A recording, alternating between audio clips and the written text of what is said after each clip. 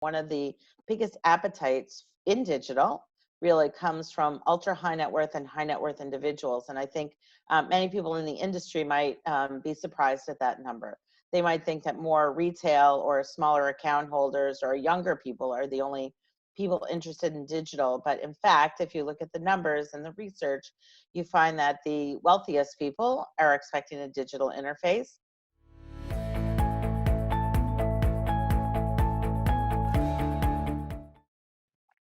Hello, everyone, and welcome to another episode of Engati Engage. I'm Aish, and for this episode, we have the pleasure of welcoming April Rudin. Before I dive in, remember to subscribe to our channel for more exclusive content from thought leaders from around the globe. Now, let's begin with a quick introduction of Engati. Engati is the world's leading multilingual no-code chatbot platform, available across 14 channels with 25,000 bots. Created across 186 countries in every domain and use case. We run the Engati blog and the video channel, which receives upwards of 300,000 visitors annually. And now for our guest. Founder and president of the Rudin Group, April J. Rudin is widely acknowledged as a top marketing strategist as well as an influencer for financial services and wealth management. Distinguished by her ability to forecast and leverage critical trends and expertise in digital and traditional media. She leads a firm now in its 10th year that designs bespoke marketing campaigns for some of the world's leading wealth management firms, fintechs, and family offices. Campaigns that strengthen brand value and drive client acquisition. It's really great to have you with us, April. Great to be here. Thanks for having me. Okay, so before we dive into the interview, here's a quick announcement. We have something special for all of you, so stick around till the end of the interview so we can tell you. So first question, we'd like to know how you got around to starting the Rudin Group. So I started the Rudin Group actually a little over 12 years ago now. And I had this idea that wealth, next gen, and technology were going to intersect. And that forever the way wealth management and other financial services brands were bought and sold would change. And so that was really the impetus for starting it. I took a look at a lot of different brands out there, and to me, they look cliched. The messaging was cliched. We put clients' interest first, or a picture of a couple on a beach, and you could swap out one brand for another brand, and it was impossible to tell the difference. Oh. So that's really was my idea to start and help brands to differentiate themselves, take advantage of the wealth transfer as money was coming into the millennial generation, and as 25% or so of millennials would be starting businesses. So that was the wealth transfer. The preferences for next gen were different. They didn't, your generation, most people, and influence other generations, I should say, not just millennials, but wanted more authentic messaging. What do people really do beyond, digital wealth or some of the buzzwords that were out there? And then technology. How can we use technology for marketing? How can firms use technology to deliver their services? Mm-hmm. So what, in your opinion, is the reason behind financial services adopting new tech at a faster rate than other sectors? So I feel like financial services is a much slower rate than other sectors. Yes. In fact, I just read an article by PwC that said that wealth management is one of the lowest tech industries. And I think it's because, number one, big banks and old school type thinking are centered around a lot of legacy systems. There's been a lot of consolidation in the industry, so it's quite confusing to integrate those systems, let alone move forward.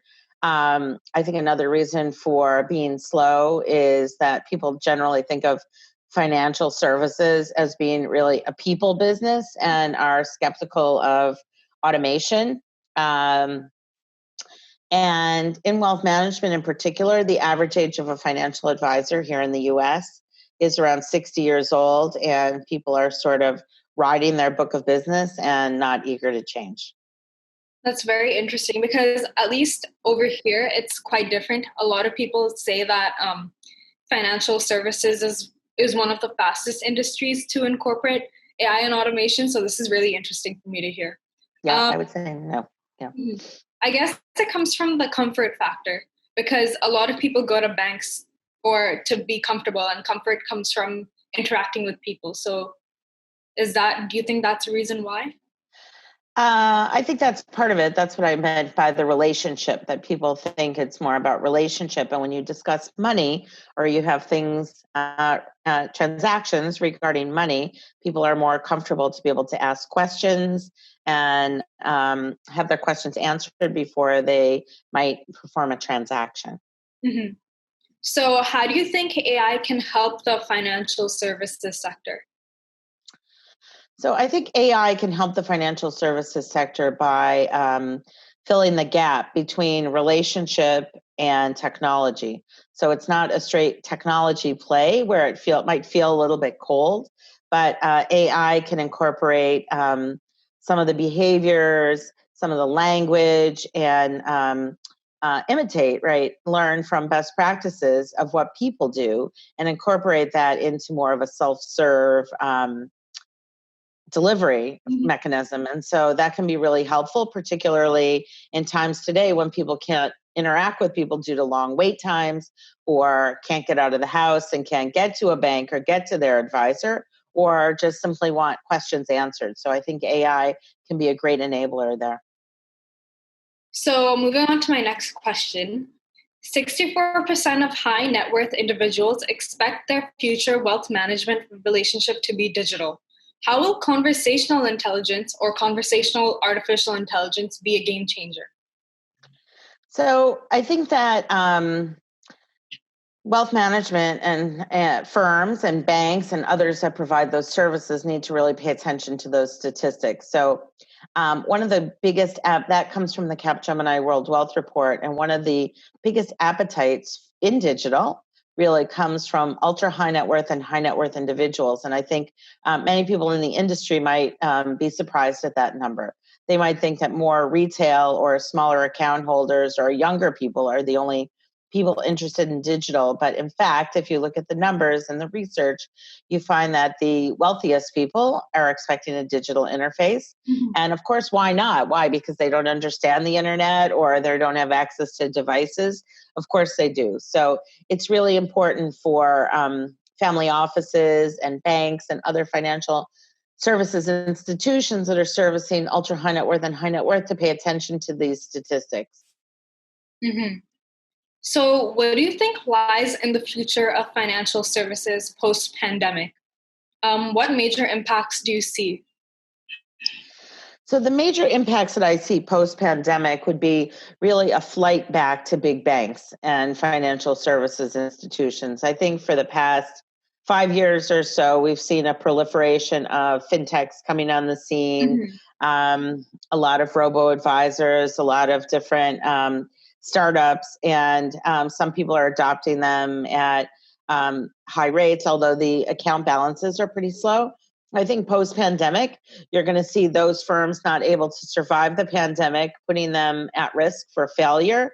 But having the large financial services institutions will need that technology. And so I see more partnerships coming post-pandemic, and that will enable more digital offerings where big banks, instead of having the we must build it here mentality, will be able to gobble up some of these fintechs at great valuations and then incorporate those offerings into their own service offering. Mm-hmm. So there's been an emergence of new technologies, like you mentioned robo-advising just now. There's also robo-investing and beta tracking strategies, for example. So how do you see technologies enabling these new these new technologies? And what do you think is enabling customer service and automation using conversational intelligence tech? Well, the first part of your question, which is what can the offerings be? Artificial intelligence can just make people smarter. Basically, you can benefit from the collective. So I think that end investors and end clients really need to understand more about what AI does, and even understand the fact that they're interacting with AI. In the example of a chatbot, People might not know where they're getting the information from and might feel like that's a privacy violation instead of understanding that it's an enabler. So I think that firms offering these kinds of services need to do a better job of communicating to their end customers and end clients what these technologies are and how they benefit them. I think that that's, a really important opportunity there. And then knowing when and knowing what their customers are doing and getting data and analytics, what kinds of questions are people asking of AI chatbots from a client service side versus what kinds of things do they want to talk to people about. So being able to separate the work out so that the questions can get answered in an expeditious, easy way for clients, but then it frees up relationship managers and others to be able to answer questions that are deeper or require more thought and unable to be answered by AI. Or simply for people who don't want to interact with it. I agree with you. I think the communication aspect and being honest with your customer is extremely important. I think a lot of people forget about that at times. Like they kind of are. I've seen some people like to mask their AI as a person, but I think that actually puts people away, puts people off. So yeah, I completely agree with you. I agree. People know that, wonder where that information is coming from. And I think that people who work in technology or even the firms that implement it are too accustomed to it and are not thinking about who the actual consumer is. Mm-hmm. So do you believe the tech sector has been slow in adapting AI and digital tech for self-service and automation? Has the tech sector been slow? I don't think I can really answer that. I mean, I think, technology just comes at a rate and adoption comes at a rate that people can understand it, as we were talking about before, and use it. I think that it just, if it's slow, it's because people don't really understand it. And there's a communication gap there between the provider and the user. Mm-hmm. How about the financial services sector? Have they? How can we help out with adapting AI and digital tech for self-service and automation? Like, where do you think the sort of resistance comes from? Well, I think there's a resistance within big banks and financial services institutions to sometimes use outside tech providers. They have a sort of we built it here mentality that I was talking about before. And so I think that's where partnerships really come up. I think it's important for those financial services institutions to see use cases and understand how other people are using it and what the road and the path to implementation can be.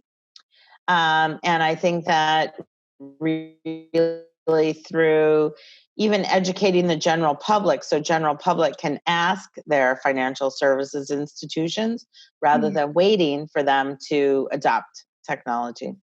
Right. I think there's a lot of fear around it. So I think educating the general public is one of the biggest priorities right now.